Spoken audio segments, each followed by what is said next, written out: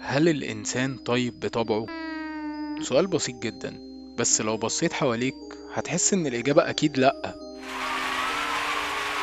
يعني حضرتك لو نزلت الشارع الصبح لقيت واحد بيعدي من غير ما يبص، واحد تاني بيزقك في المترو عشان يعدي قبليك، واحدة بتتخانق مع الكاشير عشان الفتكة، هتقول لنفسك هو فين الطبع الطيب اللي بيقولوا عليه ده؟ هي الطيبة دي بقت نادرة زي اللبن الأصلي في السحلب. بس يمكن الإنسان فعلا كان طيب زمان، قبل ما يخترعوا الموبايل والسوشيال ميديا، وقبل ما يبقى فيه راب، وقبل ما يبقى شعار الناس أنا مش طيب أنا محترم على قد الاحترام. تعالوا ندخل آلة الزمن ونرجع شوية لأصل السؤال. السؤال ده قديم جدا، مش احنا اللي اخترعناه، ده الفلاسفة نفسهم كانوا عاملين فيه حرب عالمية زمان. أول واحد دخل المعركة دي هو جان جاك روسو، الفيلسوف الفرنسي اللي كان شايف إن الإنسان مولود طيب ونقي زي بيبي صغير قبل ما يشوف الدنيا، بس المجتمع هو اللي بيفسده. يعني روسو كان بيقولك العيب مش في الإنسان، العيب في العالم اللي بوظه. وده بصراحة كلام يدخل القلب، لأن فعلا الطفل الصغير قبل ما يعرف الحقد والأنانية والكره بيحب يشاركك البسكوتة. بس أول ما يدخل المدرسة ويشوف الطفل اللي بياخد درس عند مدرس الفصل فيلاقي المدرس بيهتم بيه أكتر منه، بيتعلم أول قاعدة في الحياة: الواسطة. ونسيبنا من عم روسو الطيب ونوصل عند عم توماس هوبز الشرير. هوبز قال له يا عم روسو فوق من الحلم ده الله يبارك لك، الإنسان مش طيب ولا حاجة، الإنسان بطبعه وحش، أناني، قذر، ينعل الإنسان يا عم، واللي بيخليه يعيش بسلام مش الطيبة، ده الخوف. هوبز كان شايف إن لو سيبنا الناس من غير قانون ولا شرطة هتبقى غابة، الكل هيفترس الكل، كل واحد هياخد اللي يقدر عليه وزيادة. يعني من وجهة نظره الإنسان من غير رقابة هيزوغ في الطابور، هيخش يسرق كل شباشب الجوامع، هيقولك خد راحتك وأنا بحبك وهو عايز يخلص منك أساسا. بصراحة الراجل ليه وجهة نظر برضه وتحترم جدا، فخلينا نبص كده بعقل شوية. لو الإنسان فعلا طيب بطبعه، ليه أول ما بيمسك قرشين زيادة بيبتدي يتنمر ويتنطط ويركبه جنون العظمة؟ ليه بيبقى لطيف جدا مع الكيبورد وشطان قوي مع البشر اللي زيه؟ يمكن فعلا الطيبة مش طبع، يمكن هي اختيار. احنا كلنا جوانا الخير والشر، بس اللي بيغلب هو اللي بتغذيه اكتر. يعني لو طول الوقت بتتعامل مع ناس بتكروتك وتستغلك وتستغفلك هتتعلم المبدأ العظيم اللي سبق كل النبأ. وبعدين جه عمو نيتشه وقام سانن علينا قلمه وقايل لك سيبك من الكلام ده كله، الإنسان اتخلق علشان يتجاوز نفسه. يعني الراجل شايف إن الإنسان فيه خير وشر، بس المفروض يستخدم الاتنين دول علشان يبقى أقوى، مش عشان يعيش في سلام وهمي. يعني روسو بيقولك الإنسان طيب، وهوبز بيقولك الإنسان شرير، ونيتشه بيقولك الإنسان معقد يا معلم.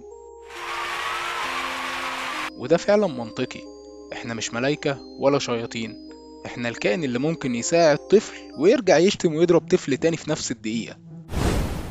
ويهل علينا من بعيد عم فرويد حبيب طلاب علم نفس ثانوية عامة، دايما بيبقى عنده إجابة كده ملهاش علاقة بالسؤال. يا جماعة فرويد كان بيشوف الدنيا كلها من زاوية غريبة جدا. فرويد قالك كل تصرف عند الإنسان جاي من دوافع ورغبات مكبوتة. يعني حتى لما تكون بتزعق انت ممكن تكون مش زعلان من اللي قدامك، انت بتزعق لشخص تاني كان جواك زمان. بس طبعا فرويد كان بيحب يدخل في تفاصيل محدش طلبها، فخلينا نختصر ونقول ان الراجل كان شايف ان الخير والشر عندنا مش قرار واعي، ده ساعات بيطلع غصب عننا من اللاواعي. تعال بقى للواقع يا معلم، انزل صلاح سالم الساعة 5 العصر وشوف الإنسان على طبيعته، هتشوف اللي بيزمر من غير سبب، اللي داخل بالجنب كده كأنه في سباق فورمولا 1، اللي بيبصلك بنظرة أنا مستنيك تغلط. هو نفس الشخص هو اللي لو شاف عجوز بيعدي الشارع ممكن ينزل يساعده، ولو طفل بيعيط قلبه بيتقطع عليه. يعني احنا مش أشرار طول الوقت، احنا بس بنمر بحالة مؤقتة كده اسمها العصبية الوطنية. وتعالى نعمل مقارنة كده سريعة بين زمان ودلوقتي. وزمان ده يعني أنا بكلمك مثلا من 10 سنين، من 2015 ل 2025. زمان كانت الطيبة أصل في الناس، الجيران كانوا بيطبخوا لبعض، الناس بتسأل على بعض، والكلمة الحلوة صدقة كانت بتتقال من غير أي هدف. دلوقتي بقى الكلمة الحلوة بيكون وراها مصلحة أو بتكون إعلان مدفوع، والجيران بيبلغوا عن بعض عشان صوت الغسالة. بس برغم كل ده لسه في ناس بتساعد غيرها من غير مقابل، ولسه في ناس بتقف جنب اللي محتاج، وفي ناس بتعمل الخير وتسكت. يعني الطيبة لسه موجودة، بس بقت زي الواي فاي في القهوة، موجودة بس مش دايما شغالة ومش دايما بتبقى مجانية. وخلينا نروح لفلسفة الحياة الواقعية. الشر أسهل، الطيبة عايزة مجهود. الشر بيجي تلقائي، بس الطيبة محتاجة وعي، محتاجة نختار الصح حتى لو مفيش فايدة. وده يمكن سر الإنسان فعلا، مش إنه طيب أو شرير، لكن إنه عنده القدرة يختار. القط مش طيب والكلب مش شرير، لكن الإنسان عنده عقل يقرر يبقى أني فيهم النهاردة. وده اللي بيخليه أخطر مخلوق وأجمل مخلوق في نفس الوقت. وبكده يبقى السؤال مش هل الإنسان طيب بطبعه، السؤال الحقيقي هل الإنسان بيحاول يفضل طيب رغم كل حاجة؟ لأن الطيبة بقت مقاومة إنك ما تبقاش زي الناس اللي أذوك، مقاومة إنك ما تبقاش نسخة من الشر اللي أنت شفته. وزي ما قال واحد حكيم من عندنا، عم سيد بتاع القهوة، اللي قلبه طيب بيتعب بس بينام مرتاح. يعني يا جماعة الإنسان مش ملاك ولا شيطان، هو تجربة ماشية، بيغلط يتعلم، بس كل مرة بيختار يعمل الصح رغم التعب. هو كده بيثبت إن الخير لسه عايش، بس مستني اللي يطلع له.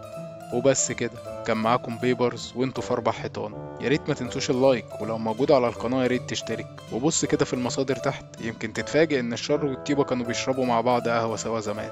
سلام عليكم.